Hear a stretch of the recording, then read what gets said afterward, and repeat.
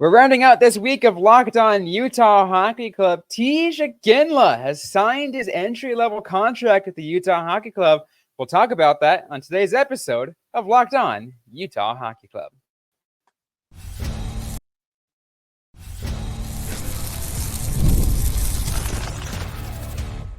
You are Locked On Utah Hockey Club, your daily podcast on the Utah Hockey Club, part of the Locked On Podcast Network, your team every day.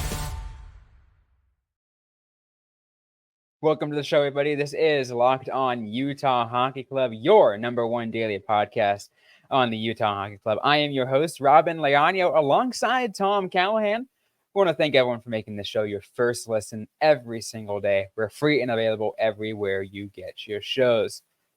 We got a great show on today's episode. We're going to talk about Tij Iginla, Tom. We'll get to that in just a second. We're also going to track now a former piece of the Utah Hockey Club and Arizona Coyotes and JJ Moser, where what is up with him and his contract over on back over on East in Tampa. And we'll give one final update for those former Coyotes fans coming in, because it's really the only final update we can give at this point. It was an interesting day on the news front, and you and I, every time it seemed like we said, well, what are we going to do for the show here when we sit down for this? And then a little bit of news comes out, another little bit of news comes out, another little bit of news comes out. I'm like, I think we have our show. And some days, especially in the summer, those little news fragments come out. But this one's really interesting because I know you have it listed last, but I feel like it's a full circle moment for Coyotes fans. The way things have kind of, I don't know if resolved is the right word, but I also don't know if ended is the right word, because the NHL has not given up on the Phoenix market. And I would assume that the Coyotes marks will still be held by the NHL somehow in all the paperwork. Now, it'd be really interesting to dig into that and find out, but I have a feeling that goes back to the league. So it is potentially something they could look into doing down the road, is christening them the Coyotes once again. I'll be honest with you, though. I think they should change the name. If Phoenix gets a team down the road, I think it should be a different name. I wouldn't mind them going back to the Roadrunners. I think that would be really cool. Or what are some of the other ones that were out there? The Sun Dogs and the Gila Monsters. That they were all hockey teams. So yep, the Gila Monsters didn't last very long, and the Tucson Scorch never even started their inaugural season. Both of our late friend Tim Gasson was actually supposed to be the media guy for that franchise, and he was telling me they were going to load up the bus. They're going to start the season on the road, and right before the bus left, they said the team folded right in the parking lot. So that's very minor league hockey. I've been in situations like that, so I completely understand it. But there's those, and there's a million more that obviously could, lead to a fun fan vote, just like Utah Hockey Club's doing right now, down to the final 6. By the way, if you haven't gotten your vote in, I don't know that they're going to be doing fan voting much longer, but, feel free to get your votes in there. I'm sure Craig Morgan is anti-Yeti voting somehow. If he could take away from anything with a singular name, but it's growing in popularity these days, right? I mean, the Avalanche, the Lightning, I mean, teams are coming up with singular names. Yeah, I think it does make a lot of sense when it is a force of nature like that. And something that actually came to my mind, Tom, I actually do want to bring this up. A name that actually has started growing on me a little bit. Same, I kind of didn't really think about it. The Blizzard. For one reason and one reason only, is keeping the double Z trademark of that Smith Group from the Jazz and the Blizzard in the same. Okay. Are you thinking that you would steal the font and use the same double Z? Is that what you were? That's probably at the very least probably what I'm thinking of. But of course, we're looking at the different color scheme, which it'll look different and probably look a lot more. I mean, the color scheme works, so.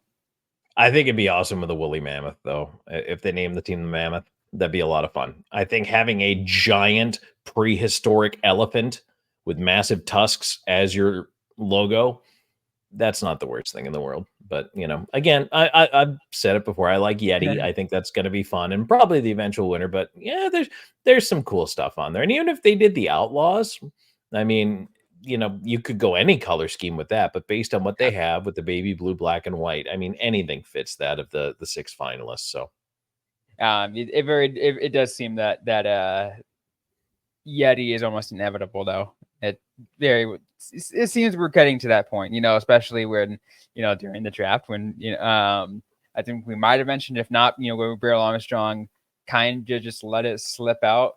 It's like, oh yeah, Utah Yeti. It's pretty funny. Conspiracy theory. Do you want to hear it? The reason they didn't name the team this year is because there's a groundswell of support for Utah HC, but it's not big enough. And certainly I don't think the Smith ownership group wants that to be the name. However, I think, and this is just my personal theory, not based in fact, that what they did was to please those people who wanted Utah HC, decided to do it for a year and say, oh, we'll name the team later. And so the people who want Utah HD can get their gear, their merch, their jerseys, their whatever they want, and they get that team name for a year. It keeps the soccer contingent happy. And then in year 2, you have Utah Yeti. It's just my theory. I can see that. I can see that as a possibility. I mean, to me, I've always just viewed it as we're just seeing another version of, the Washington football team, because they didn't have a name. Like, when they had to get rid of the Redskins name, they're just like, well, we're not going to have a name for a while, so we're just going to be the football team. That's kind of what I gathered from it. That's kind of what they're going with right now. But the fact that they came out of a couple of seasons of no name with Commanders, though, no, somebody didn't understand the assignment on that one. Yeah, whatever. But now that. And I think what kind of going back to what you kind of started off on it, Tom, where you're saying it's not really like ending in terms of all this when it comes to what's going on in Arizona with the Coyotes now that it's officially signed away back to the National Hockey League. It's the chapter being closed. I mean, as you and I mentioned, it was, hockey will return to Arizona soon. And soon is relative. In my sense, it could be 5 years, could be 10 to 15 years, but it will come back. The market is, number one, too big, and there is a huge hockey fan base there in Phoenix. And I mean, so many kids are growing up generationally playing youth hockey. They are hockey fans. They're going to want a team to root for. So it only makes sense that when you're able to go back to that market with a building that will host a team long-term and an agreement in place to do so, it will make sense to go back there. Just like I almost feel like at this point, it's inevitable Atlanta is getting a team back. It's going to be the third time for Atlanta. In the 70s, it didn't work out with the Flames. They moved to Calgary. Well, it doesn't really make sense then that you bring in the Atlanta Thrashers. Why would you link them to the Atlanta Flames? You wouldn't. So they're the Thrashers, right? And then they leave and they become the Winnipeg Jets. So I don't expect the new Atlanta team to be linked to the old Atlanta teams. I don't expect the new Phoenix team to be linked to the old Phoenix team. I just don't think it's going to work that way. At least I would hope it doesn't. No, at this point, and if there's any Coyotes fans listening to this and you think I'm wrong, let me know. But let us know. But to me, it's wash whatever you can away from that previous organization, because it was left with a mess. As much as I loved covering the team and I loved a lot of what was built there, on business side, it was a mess. And I feel like when it comes to hockey in Arizona, it's going to need a new fresh image for it to ever return. The best thing that I can say about any team I've worked with where there was a bad ownership in place, and I've worked for a couple, is you meet good people. There are good people in the organization. They make your experience worthwhile. Ownership may or may not be the best, and sometimes it's not. And that's just how it works. Any company, I mean, this is not just sports. Any company can have bad leadership. So, it's the people and the friends I made from being in that organization and from being around it back then. That's what I value. Absolutely. Well, we'll go ahead and move on from that. If you guys have any questions about this, don't well, let us know, and we'll see what we can do about answering the best we can. Those that leave comments on YouTube, I try to respond back to all the comments as much as I can. But we got to keep going on this episode because Utah's first draft pick, Tij Iginla, has signed his entry-level contract. Tom, let's discuss that right after this. Today's episode is brought to you by Gametime. Gametime is an authorized ticket marketplace of Major League Baseball, which makes getting tickets faster and easier. Prices in the Gametime app usually go down closer it gets the first pitch, with killer last-minute deals, all-in prices, views from your seats, and their lowest price guarantee. Gametime takes the guesswork out of buying MLB tickets. I know I love to go to every single year, at least the last 2 to 3 years, go to Arizona Diamondback versus San Francisco Giants games. I live in Arizona. I love the experience. Whenever I buy tickets, Gametime is the place I go because I'm able to view my seats from the app and actually see, well, where are these tickets exactly before I buy them. Plus, you can actually do all-in prices. So you can actually toggle this feature and it'll show you the total up front with no surprise fees. So once you hit the checkout button, you'll know exactly what you're going to pay before you click anything else. Take the guesswork out of buying MLB tickets with Gametime. Download the Gametime app, create an account, use code LOCKEDONNHL for $20 off your first purchase. Terms apply. Again, create an account, redeem code LOCKEDONNHL for $20 off. Download Gametime today. Last minute tickets, lowest price, guaranteed. Let's keep things rolling on this episode of Locked On Utah Hockey Club. As a quick reminder, everyone, go ahead and subscribe to our Insider Club. If you guys ever want to be a part of our mailbag segment that we do on Monday, be a subscriber to our Insider Text Club. All you got to do is send a text to 801-760-9033, or you can click the link in the description below, and you'll be able to sign up. Your first 14 days are always free, and see if you guys like it or not.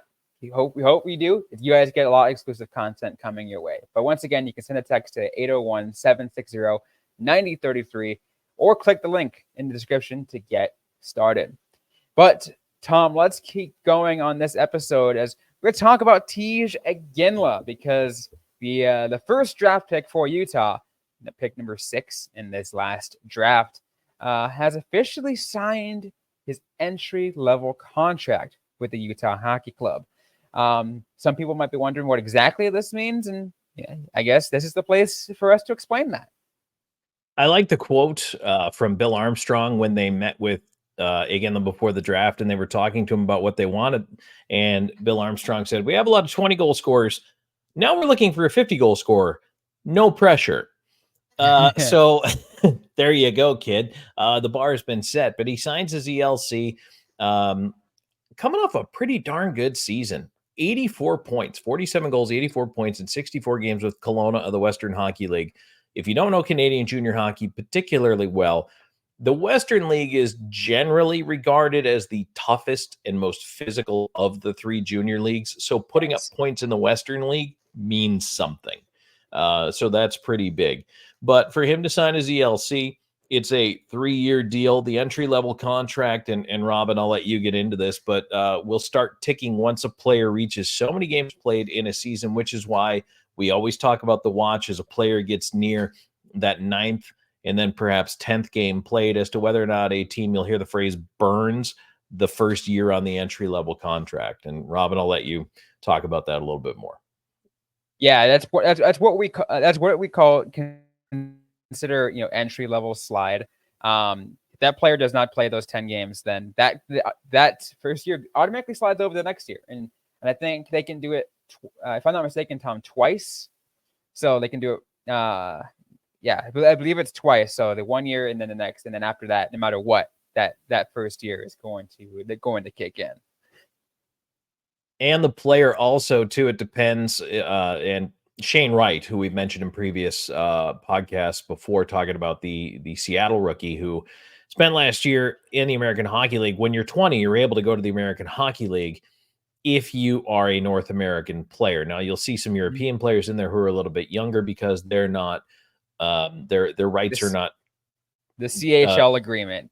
Right. And so to play 5 years in junior hockey, you have to be granted what they call an overage exception to play when you're 20. So they won't grant an overage exception to a guy who clearly shouldn't be there.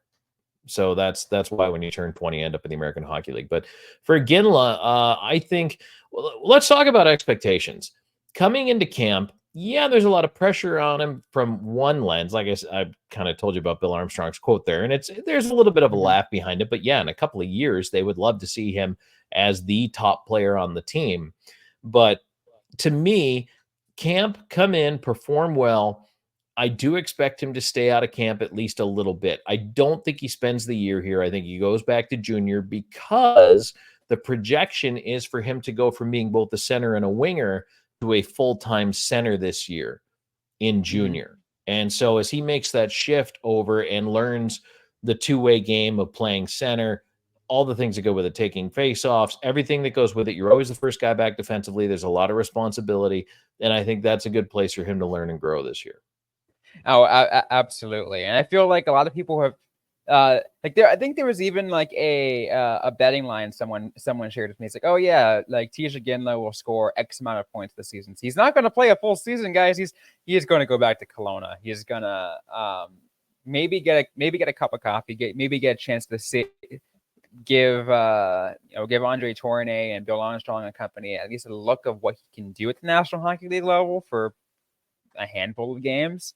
But he won't get past that 10 game burn limit, Tom, because again, you want to be able to preserve that as much as possible and have him ready, truly ready. And that's one of the things that the Arizona Coyotes has done in the past. I think they did right, is making sure that players are, quote, over seasoned. You don't want to rush them in right away. Don't want to throw them in where they're not ready.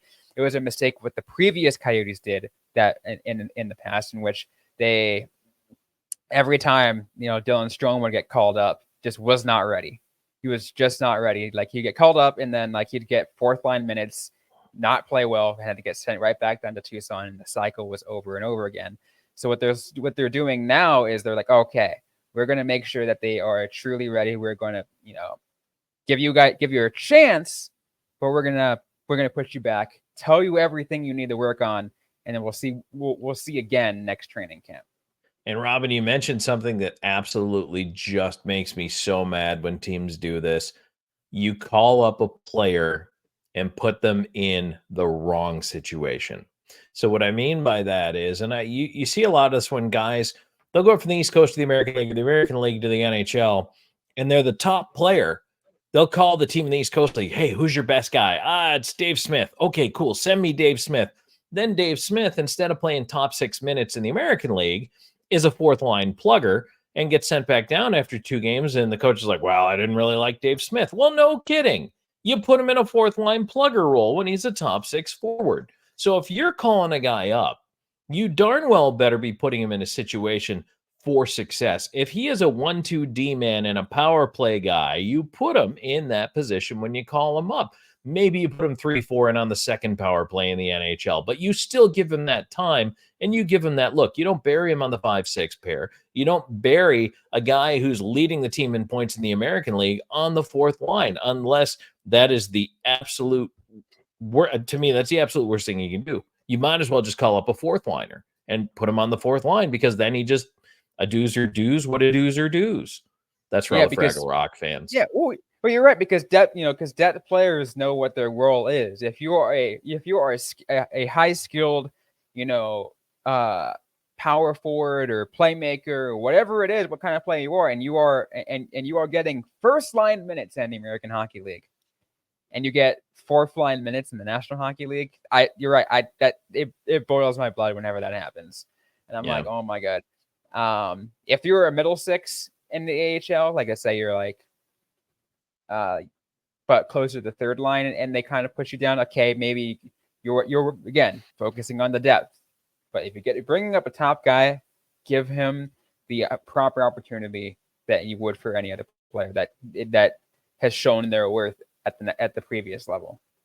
Yeah, I don't understand when they put somebody up and try to jam the square peg into the round hole. But that's one of the things that, I think this team, and by a transit of the property, what the Coyotes did last year and the past 2 years was right, where they actually, they learned from their mistakes and previously, different coaching. So I guess they learned from mistakes. They just got a new coaching set that actually knew what they were doing. And they overseason the guys and they make the right call ups for what they actually need. Like when if for example, let's say Josh Doan is not available and right now he's playing bottom 6 minutes because that's kind of where he's at with the Utah Hockey Club. They're not going to call up whoever is the top scorer right now and for the Tucson Roadrunners. They're going to call up, let's say, whoever is in the middle six, let's say like a Nate Smith. You're not going to call a goalie up and put him on defense. No. But I mean, it's akin to doing the same thing. It's like, okay, yeah, they still play forward, or yeah, they still play defense. It's different. The roles are different. The expectations are different. And yes, I'm being obnoxiously off base with that to illustrate the point. And, I think honestly, that is one thing a trap that I think teams fall into. And that's why sometimes, Robyn, you hear of a guy, oh, I need to change of scenery. Sometimes it does happen that guys within an organization will get pigeonholed into a role for which they are unfit. Mm-hmm. And they go to a different organization with a different role and they flourish. They were miscast. You're right. That happens. And I think that's kind of why, and it goes back to what we were just talking about with Iginla, is the best thing for him would be to get his chance, but to get sent back to Kelowna, get to be able to be what he really is designed to be, a top scorer, and really do that. Because as of right now, there really is no top six availability on the Utah Hockey Club.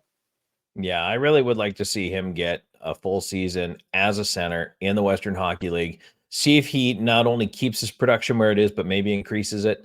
Because on the wing, you can do a little bit more offensively. As a center, you need to be more defensively responsible. But if he makes a transition, full-time center, and is able to keep his production up, I think to me that's exactly what I'm looking for.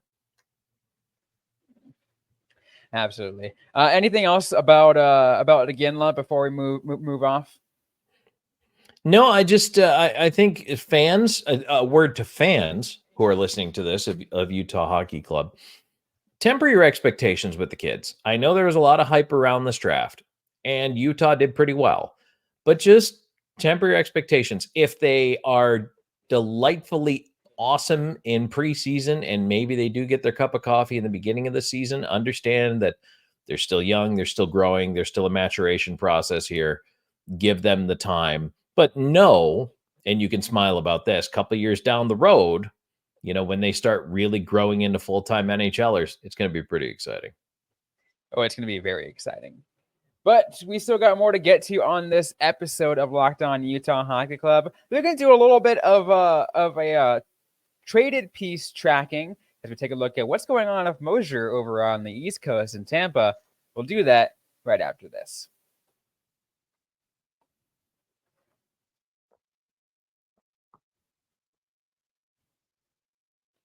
One of the things, Tom, that really interested me is when the trade for Mikhail Sergachev was made, and and I saw the pieces gone over JJ Moser and Connor Geekie, and I was like, okay, I think I can do that because you're getting a guy who's probably a middle defender, and you're getting someone who could potentially be a top defender anywhere else, and I'm like, okay, I'll take it. Especially because I just don't know what, with Moser being arbitration eligible, what he'd ask for. Turns out he did file for arbitration with the Tampa Bay Lightning and avoided arbitration because they came to a deal. Right. And I'm still trying to figure out this, the exact deal. I'm not I've got the details on it. Yeah, I mean, yeah. Okay, let's go share the details, and then I'll give some thoughts. Okay, so it's a 2-year, $6.75 million contract with Tampa Bay. It was signed Thursday, so 3.375. So he's 24. He's a defenseman, and obviously went over there with Geeky and a couple of draft picks. 26 points in 80 games. 21 of those were assists for Arizona last season. Originally a second rounder, number 60 overall in 21. So still young. He was an overager too. He was drafted, Right. I think. Yeah, if he was drafted in 2021 and he's 24 now, yeah, he would have been 20 when he was picked, yeah. So a guy who, and again, I mean, you make this deal in Tampa Bay doesn't need a number one defenseman. They have one in Victor Hedman. So yeah. I think with Sergachev, the idea being that they felt they could move on from Sergachev with the certainty of Hedman and knowing they needed to get that giant chunk of salary off the books. Yes. And in doing so, they signed Moser to that 2-year deal. And he's getting paid essentially well over $3 million, average per, each of those years. Right. Is that deserved in your mind for someone like Moser? See, okay, so it's funny you bring that up because I was trying to decide that when I was looking at not only the points, but the stats, the time on ice, everything that goes along with it. And to me, here's what I hate about today's NHL. To me, that's expensive. But in today's NHL, I believe that is actually not an expensive contract for a player like JJ Moser. And that's now that bothers me that it is at that level now. But as the cap goes up, I guess you got to spend more. And here's the thing that on the upside, I can see for Tampa, it's a lower risk deal because it's only 2 years. So if you get the production you want and the growth you want out of the player, then you will end up paying for it down the road. But I don't think Moser's ceiling is to challenge Hedman anytime soon. So I think it's a safe signing by Tampa Bay. They could have reached and gone for a little more term and maybe tried to stretch out what they would anticipate as a value. But to me, this is we're going to wait and see on this player type of deal. So I think I thought it was a little much, but I mean, in today's NHL, it's really not realistically, if you look at everybody else's contracts. That's kind of my initial thought too. I was like, this feels like a little bit of an overpay.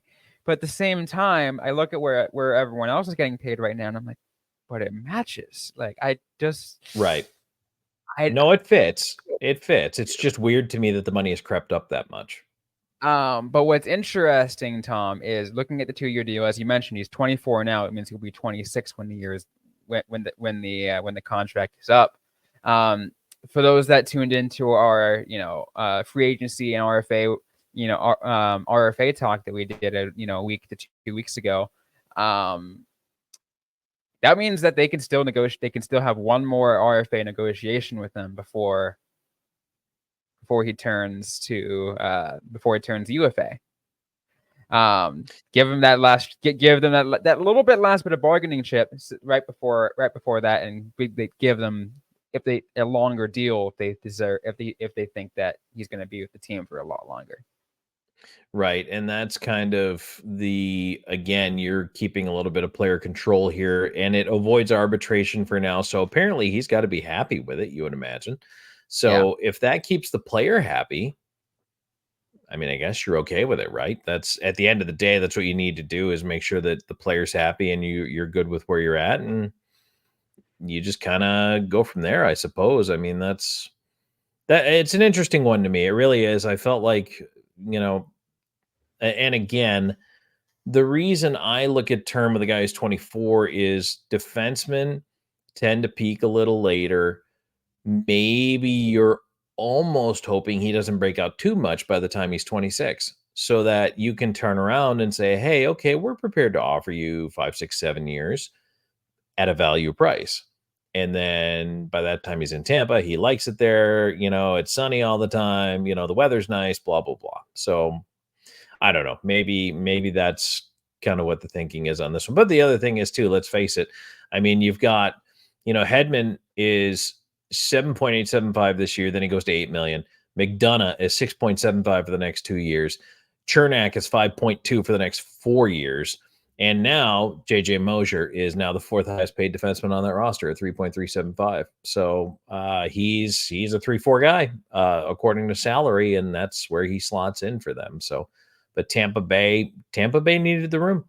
They needed room. Yeah, where he is. That's crazy to me. I'm looking at this roster breakdown for Tampa: 9.5 on both Kucherov and Point, and then $9 million on Gensel, 6.5 on Hagel, 6.25 on Anthony Cirelli. What's Tampa Bay doing? I don't know. They did win a couple cups, though. Who am I? They did win a couple cups, which was pretty nice. I'm trying to take a look at Puckpedia to see if I can look at the exact breakdown of where the money is coming from, because again, it is very different. As we talked about, is where you have the actual cash value, the signing bonuses, all that stuff. It is, and it is a different look, and it's going to take everybody a little while to get used to Puckpedia. So just kind of taking a look at the terms here, still an RFA in the expiry. And let's see here. I'm just trying to see if there's any bonuses on this or anything like that. But it does say base salary for year one is $2,700, and then year two is 2.7 million. I don't want to say that, 2.7 million, and then 4.05 million for year two. Right. So it does go up in year two. And then, so that kind of sets the standard of where you expect him to be, though, if he continues to increase. So by that 26 contract, that tells me he's a $5 million defenseman. That's what he'll be at the expiration of this 2-year deal. He's a $5 million defenseman by that point.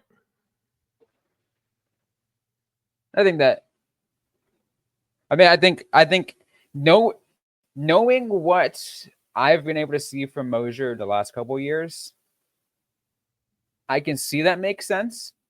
As I try to make it make sense. As I try for it to make sense. I mean, again, I liked him, so I think sure. I'm happy for him that he's getting the money that he that he quote deserves. And you know what? It is a reasonable term and a reasonable cap hit, but like I say, it frames up the Tampa Bay will have to spend a little more on him by the time he comes due, and hopefully they're prepared for that. But honestly, like, he and McDonough come up at the same time. McDonough's 35, so they'll be shedding McDonough's salary. If all goes kind of according to plan, maybe JJ Moser slides into that Ryan McDonough salary spot right about $6.75 million and gets some term, because McDonough, by the time he's done, is going to be pushing, if not 37. So I don't see Ryan McDonough playing after this contract this year and next year. But I guess you never know. We'll never know. Any final thoughts before we close things off on this episode? Nope. I think it was a fun news day for fans of Utah Hockey Club, and heading into the weekend. I mean, I hope everybody, has a chance to relax a little bit and just chill out. But boy, we're still going to be bringing you plenty of great content here throughout the month of July. Looking forward to it. Oh, absolutely looking forward to it. And as a reminder, if you have yet to join already, go ahead and join our Insider Club. And text us any mailbag questions you have. That's where we answer the mailbag questions and be a part of our Monday episode. Just send a text once again to 801-760-9033, or click the link in the description to get started. Your first 14 days are always free. And once again, 801-760-9033. We'll be getting some exclusive content coming your way, in addition to your mailbag Monday. Well, that's going to be it for today's episode, though, of the Locked On Utah Hockey Club podcast. If you like what you heard, don't forget to leave a review, like, comment, subscribe. If you have yet to already, we are available everywhere you get your podcast, including on YouTube, SiriusXM, and ad-free on Amazon Music.